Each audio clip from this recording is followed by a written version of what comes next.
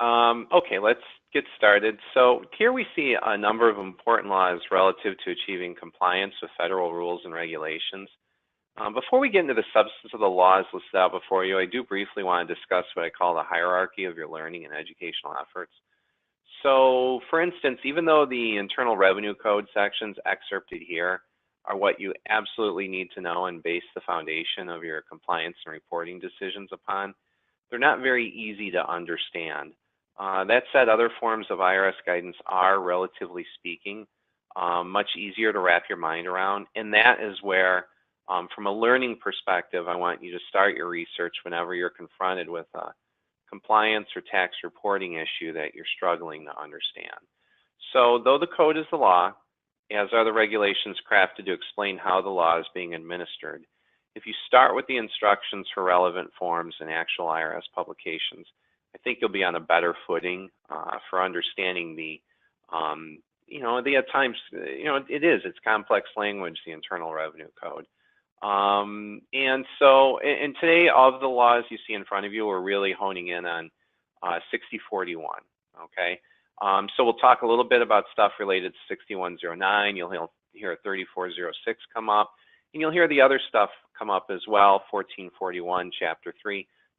Not so much Chapter 4, but really it's 6041 and a little bit of 6045, actually, because we're talking about filing today. And so we're going to be covering the ins and outs of that. First, I do want to talk about some of the changes in the law. Now, today's webinar has absolutely nothing to do with fringe benefits, but the geniuses that passed the Tax Act on December 22nd made all the everything in it effective January 1st, 2018. And I spent the holiday break, so to speak, reading this sucker, and wow, there's a lot in there. If you're in accounts payable or payroll and you're reimbursing fringe benefits to contractors or employees, I'm talking like the last 30, 40 years of practice, that's all been junked in many ways. Moving expenses, entertainment expenses, meals have been changed.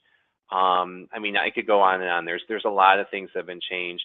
That's tomorrow's webinar Aurora's running. So, and of course, at my website, taxinformationreporting.com, I also have more about that for my subscribers. But it's big, it's huge, it's stuff you should be doing now. And it's stuff that you're going to have to completely revamp your policies and procedures when it comes to this stuff. I know you're concerned with filing. I know you got to get that filing out, and that should be your number one priority. But if there's any reimbursements going on right now as we speak, you need to get on top of this stuff. So, and that's beyond the scope of today's webinar. Like I said, tomorrow I'm talking about it all day. But please just keep that in mind, because there were some significant changes in there that impact you from a business perspective, from a payroll, from an accounts payable perspective. Beyond that, the taxpayer advocate just today, she released, her name's Nina Olson, and she just released another announcement about the IRS budget. And of course, she's freaking out about the changes in the law and the fact the IRS doesn't really have the staff to address that. And part of that reason is the IRS budget's been frozen for about 8 years.